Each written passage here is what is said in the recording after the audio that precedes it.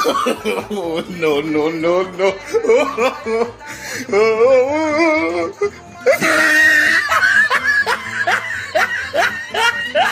بسم الله الرحمن الرحیم. ملګرو یو څو ورځې مخکې یعنی د نن تقریبا یو میاشت به نه وه شوې چې د افغانستان کومه ویډیو چې وایرل شوې وه په هغې کې چې کومه زنانه کومې مارکیټ ته راغلې وه د هغې نه پس چې بیا په سوشل میډیا باندې کومې قیسې روانې وې چې آیا هغه قتل کړی شو او دا وشو کوم سړی چې دی هغه هم قتل کړی شو.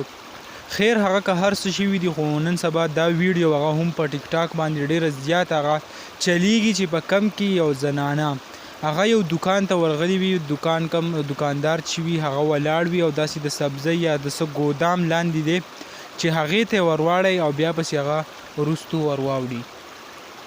نو دننه چې څه کېږي هغه تاسو ټولو ته معلومه ده چې څه به کېږي، خو یو څو خبرې کومه موږ په دې یو څو ویډیو کې میسج هم ورکړی و پښتنو ته چې آیا کم قسمه دکانداران چې نن سبا دي هغه چې داسې حرکت کوي، یعنی د افغانستان کوم ویډیو چې دا هغه مسله د هغو تر مخې ده، خو اوس هم دا ویډیو لکه یوازې دا نه لکه بار بار داسې ویډیو هغه راځي چې دکاندار هغه غلطي د هغه وي، داسې غلط حرکت کوي، فحاش حرکت کوي. کومه زنانه چې ولتلې وي هغه زنانه په دې باندې مجبوره کړي او څه سودا یا داسې د پیسو د بل څه لالچ ورکړي او د هغې په نتیجه کې چې کوم دی د هغې عزت هغه لوټ کړي.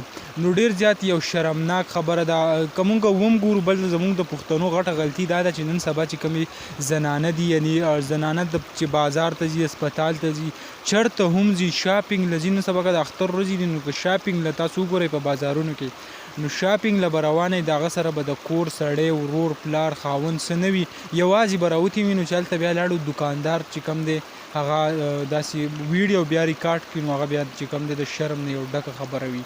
نو تاسو ټولو ته په اخره کې یو ځل بیا ریکویسټ کوم چې آیا کومې تاسو زنانه وي په هغې باندې خصوصي نظر وساتئ. بل دکانداران حضراتو ته هم دا وینا ده چې آیا کوم کیمرې چې تاسو لګولي دي نو هغه د چا یعنی یوازې دا نه چې داسې غلطه ویډیو بلکې موږ وګورو په سوشل میډیا داسې ویډیو هم چلیږي چې په هغې کې داسې عامه جینۍ چې ورشي دکان ته یا زنانه ورشي نو د هغه چې سودا کوي نو مخ چې کوم دی ښکاره کړي نو هغه ویډیو بیا رلی وه په سوشل میډیا اپلوډ کوي، یعنی حالانکې څه شوي نه وي، داسې غلط حرکت څه نه وي کړی، خو بیا هم هغه ویډیو رلی په سوشل میډیا باندې شیر کوي. نو ډېر زیاته یو د غلط او د شرم نه ډکه خبره ده. نو دغه ویډیو هغه هم تاسو سره شریک کوله. تاسو ته په اخره کې یو ځل بیا ریکویسټ کوم چې آیا د داسې قسمه ویډیو کولو نه او داسې شیر کولو نه هغه پرهیز وکړئ، ځکه د پښتنو کوم عزت چې دی هغه پرې خرابېږي.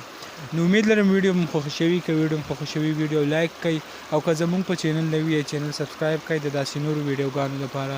انشاءالله په بل ویډیو کې به ملاویږو. د نن لپاره دا کافي وه. د لوی الله په امان.